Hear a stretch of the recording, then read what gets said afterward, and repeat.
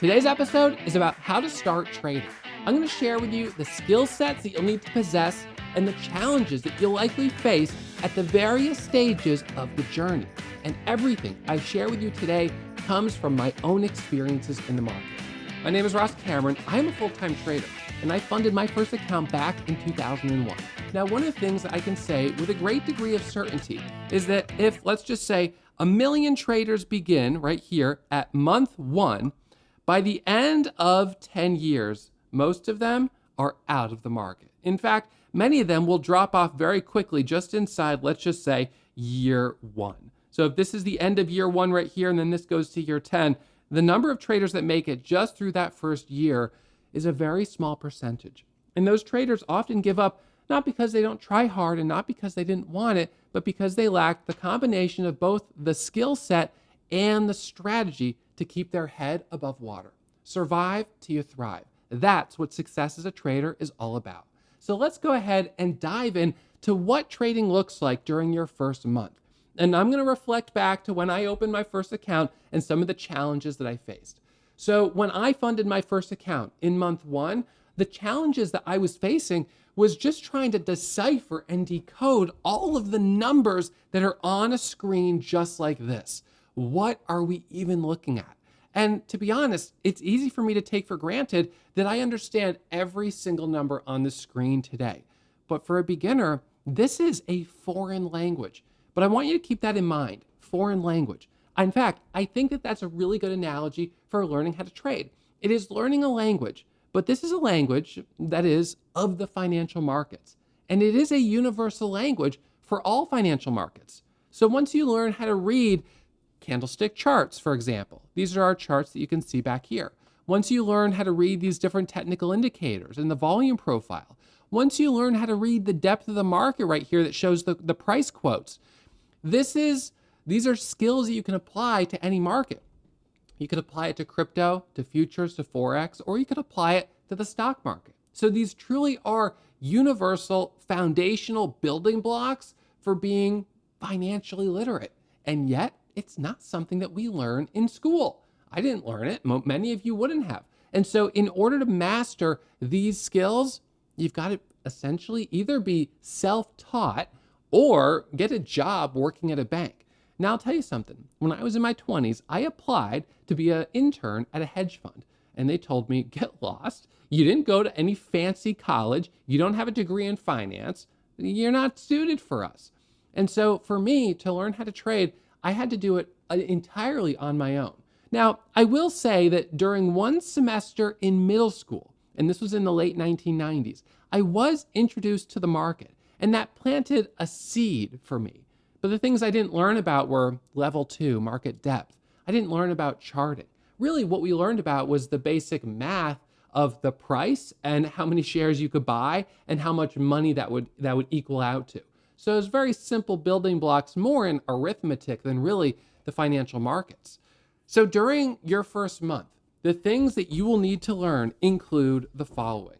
Number 1 is candlestick charts and technical analysis. I'll just do TA for technical analysis. So technical analysis is what you see here on the charts, which will be your ability to understand each of these candlestick shapes, each of the technical indicators, and the meaning that they communicate. When we talk about learning to read candlestick charts, I often talk about how each one of these different candlestick shapes is like a letter in the alphabet.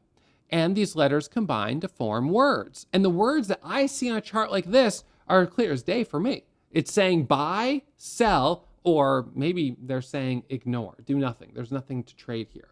Now, if you haven't seen those signals in this chart, it's only because your eye has not yet been trained to spot them.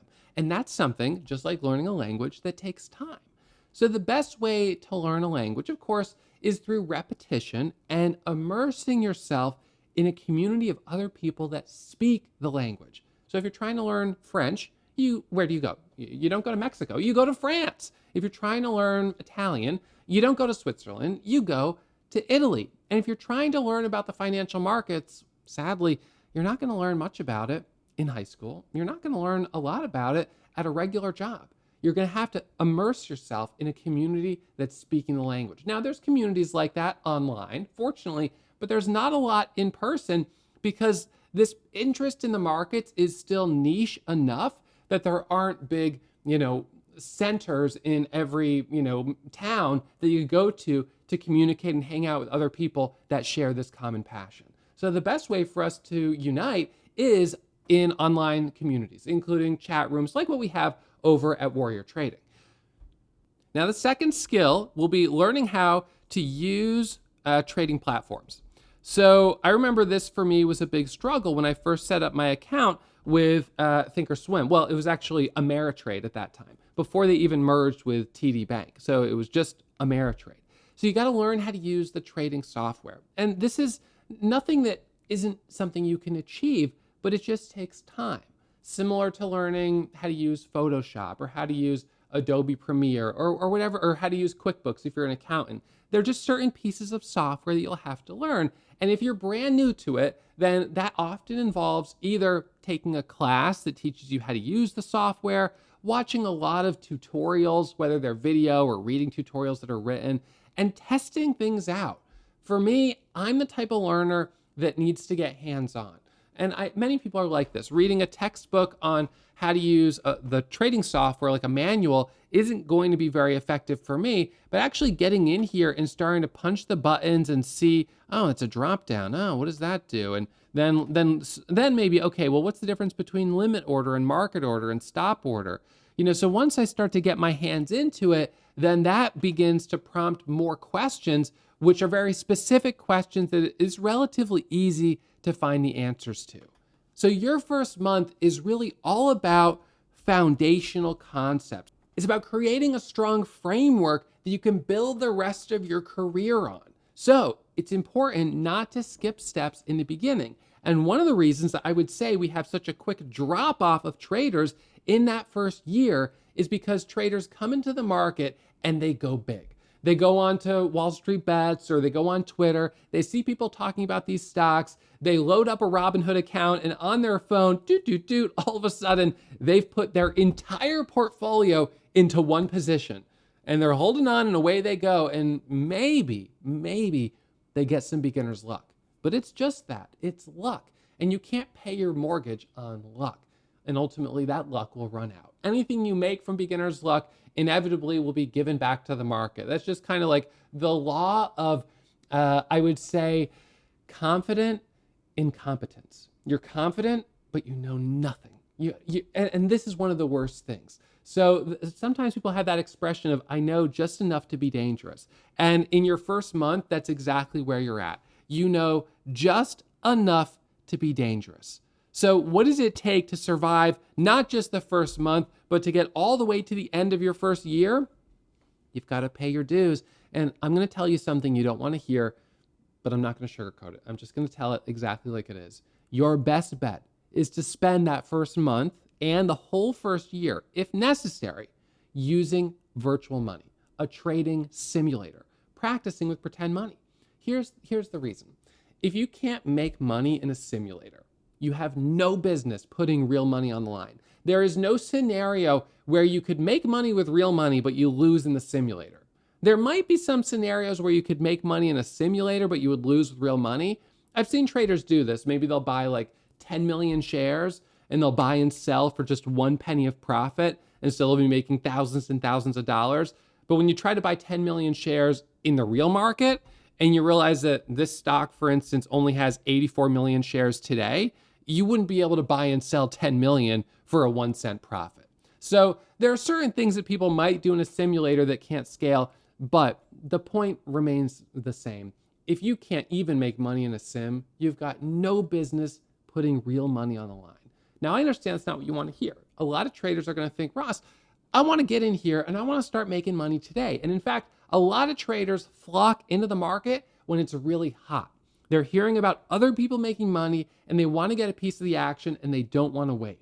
And that's why they come in, they go hot, they blow up, and they're gone. And I don't want to see that happen to you. I would love for you to become one of the traders who's here, not just in a year, not just in 3 years, 5 years, but in 10 years, side by side with me as one of those few percentage of traders who actually learned the right way, paid their dues, and were able to stick around and turn this into a career. So trade in a simulator before putting real money on the line. Now, there are different simulators that are available. There's some that are free. There's some that you pay for. Some are available with your brokers. Not all brokers offer them. I have other episodes where I rank different trading platforms and I go into depth about sort of all the nuances. So you're welcome to check those out. I'll put links at the end of this episode to those videos. They're totally free right here on YouTube. So if you want to watch them, you're welcome to. But I really encourage you to pump the brakes, slow down, and don't throw your hard-earned money into the market in month 1, or likely even in month 2 or 3. Slow down and practice in the sim. So if at the end of your first month, you're working on building the skills of how to read candlestick charts, perform technical analysis, and using trading platforms, this is critical. These are your building blocks, but this is not going to be enough for you to make money in the market. So one of the things that we did touch upon is the importance of finding a community. So I'll actually add that as a third item in month 1. So immerse yourself in a community of traders who are speaking the same language as you and trying to learn the same market. So if you're interested in cryptocurrency or Forex or futures, you would find communities focused on those markets. For those of you guys who are focusing on trading stocks the way I am, then by all means, you should check out Warrior Trading, which is the community where I'm teaching every single day. And I will put a link for a 2-week trial pinned to the top comment and in the description that you guys can check out at the end of this episode if you'd like. So that's what the end of your first month is looking like. And then what does the first year look like? Well, success in the first year is going to come down to, and we'll just sort of draw a line, not that it's a hard set line, but the development of a strategy. So if you don't have a strategy in the market, you will not make money. So what is a strategy? A strategy is a system. It's a set of rules that you follow every single day. And this helps take the emotion out of trading, because now you're not trading sort of shooting from the hip, feeling fear and greed, and so jumping on this or getting in this. You're focusing on following a system. And in a way, trading can become somewhat mundane in this stage, and that's a good thing. And so a challenge that you'll face during these later months but still in the early part of your first year or two, is how to keep yourself occupied and how to maintain patience, how to avoid over trading low quality setups simply because you feel like part of the job is that I should be sitting down here and I should be punching the keys. And while I understand that, sometimes part of the job is just sitting and holding your hands and not taking a single trade. One of the things that it took me a really long time to learn, really more than 10 years to learn, is the concept of trade the market that you're in today, not the market you want to be in. We would all like it for every day to be Christmas. We would like it for every day there to be a stock or a currency or whatever it is that goes up 1,000%. And so you could make $1 million a day. But that's not reality. So there will be some days when that happens. And on those days, by all means, you should put the pedal to the metal, take out the big guns, use big share size, be aggressive, and make as much as you can. But then on the other days, when it's inevitably cooler, you've got to throttle back. Otherwise, you're just going to spin off the track. You're going to lose money because you're stubborn. You're trading the market you want to be here, not the market that's truly right in front of you. So how do we develop that real sense of current market conditions? One of the things that I'm a really big advocate of is adopting a practice of mindfulness. And so mindfulness can be the combination of meditation, and it can be also doing a lot of studying. So one of the things that you can certainly read are books about discipline and books about decision-making processes. So I have a couple books that I'll recommend to you guys right here, and I'll put them on the whiteboard so you can see better. This is a book called Thinking in Bets, Making Smarter Decisions When You Don't Have All the Facts. It's an excellent book when it comes to decision-making with trading. And this is another book called The Power of Knowing When to Walk Away. Well, it's called Quit, and the subtitle is The Power of Knowing When to Walk Away. Now, a third book is called Trade Mindfully by Gary Dayton. This is a book that I bought many years ago. It was written in 2015. I probably got it maybe that same year, maybe a year after. And I found this book to be really helpful for me in developing just better awareness into how much emotion can overtake my decision-making process. It is truly incredible. So reading some of these books and doing meditation practice, and it doesn't have to be sitting cross-legged and, humming. It could be doing a guided meditation on the topic of discipline, or even on anger, or on frustration, or on how to be more aware. They've got guided meditations like this right here on YouTube that are phenomenal. And you just put it on a saved list, 10 minutes, 5 minutes, 50, I mean, they have them of all lengths, and you just play that and bring down those emotions.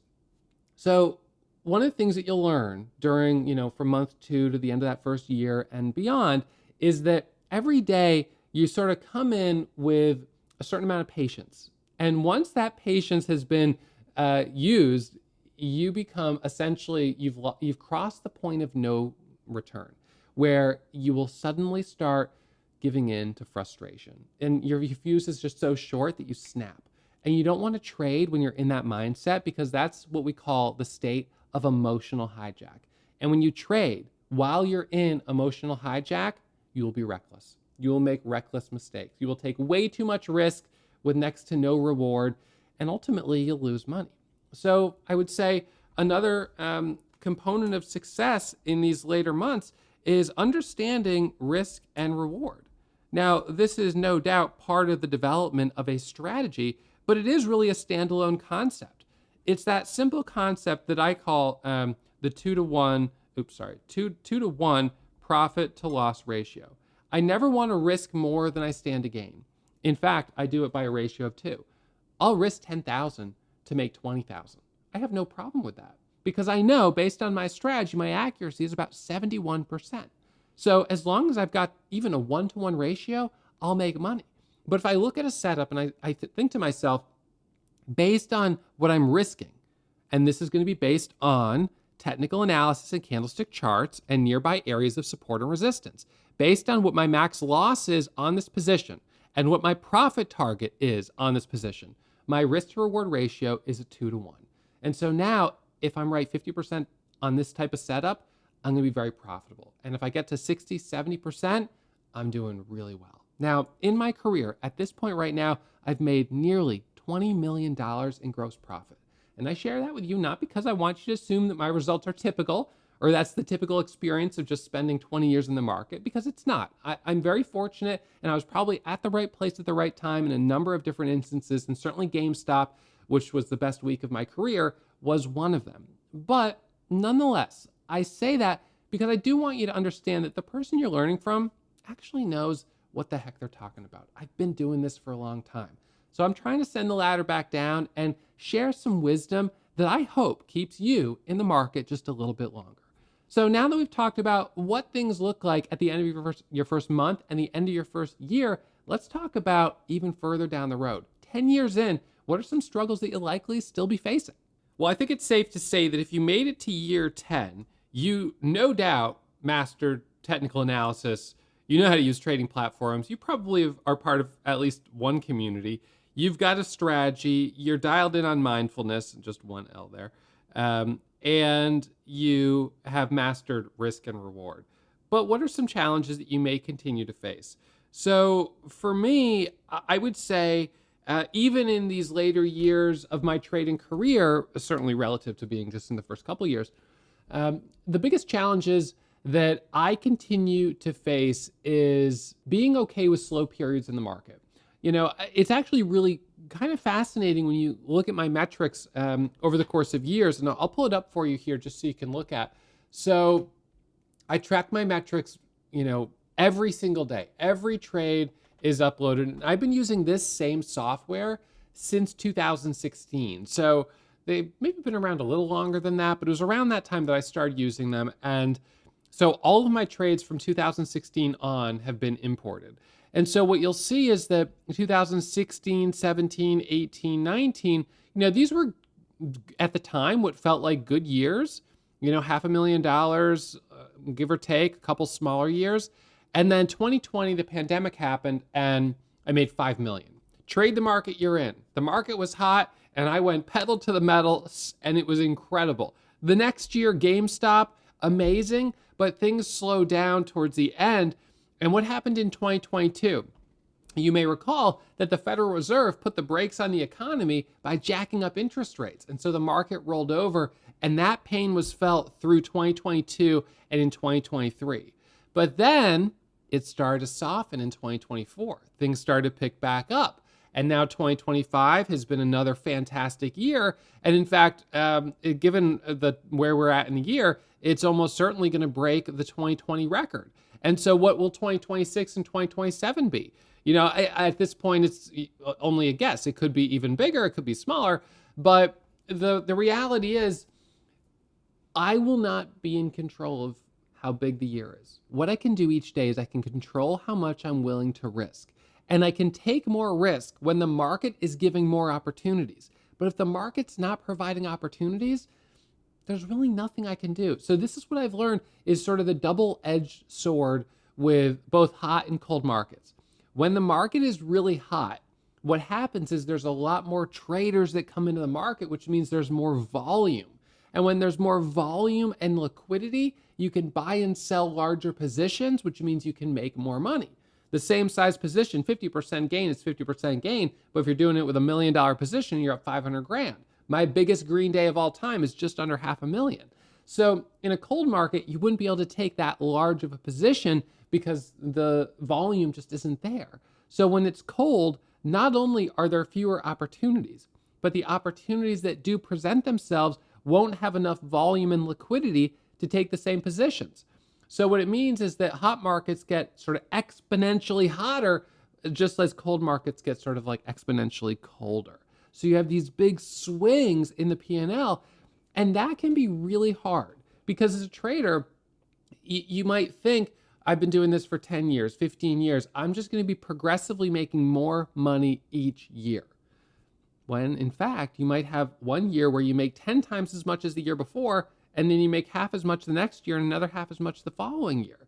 So these sort of big ups and downs have been a little bit challenging to weather because they kind of, they make you question your strategy. They make you question, am I on the backside of my career? Is this all over for me? And then next thing you know, you come into another hot cycle. So the good thing, having gone through many of these cycles over my time in the market, is now the knowledge that it always comes back.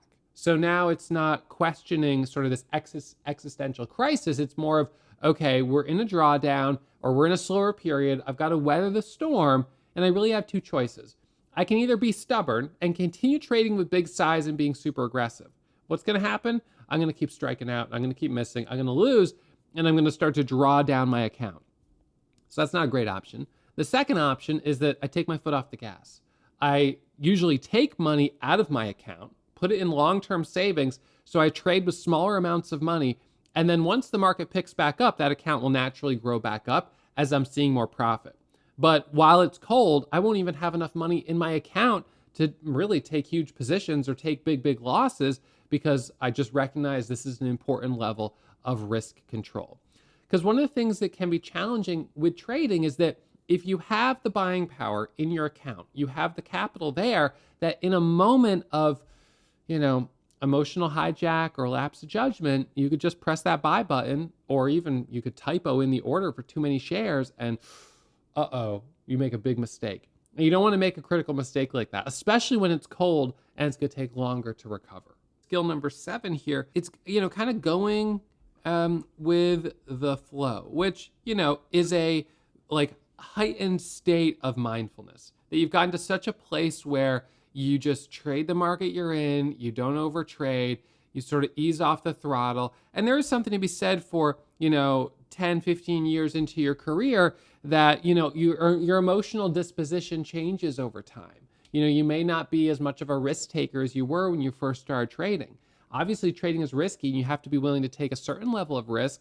But I can tell you now, at this point in my career, I feel like percentage-wise, I take less risk. I wouldn't want to take the levels of risk that I took when I was younger. So there's sort of this evolution and progression as you go through your career, and you get to a point where you're like, all right, I've been doing this for 10 years. I have so much time into this right now. I don't want to make a mistake that jeopardizes the last 10 years of this career. Whereas when you're in your first couple of years, I think people sometimes are like, get to these points where either this works or I quit. And you don't want to be at that point where it's like you're giving the market an ultimatum because the market's usually going to win. But nonetheless, the more years you have into it, the more you feel sort of this vested interest in making sure you continue to sustain at least a similar level of consistency. And so your willingness to take risk is going to go, down more and more and more. Let's just say, for example, you're rock climbing. You may feel okay taking kind of a big leap when you're only 2 feet off the ground. If you fall, it's no big deal. You're basically at the bottom. But once you're 100 feet up on a wall, you're going to think twice about taking that kind of risk. So I think about that in sort of those terms with trading. So number 7, going with the flow. Number 8, being really obsessed with metrics and opportunities, for improvement. And so that gets into spending a lot of time each month and maybe even each week analyzing these metrics and, looking at profit loss ratios and accuracy and everything else. So, this right now is 32,000 trades with $19.5 million in profit.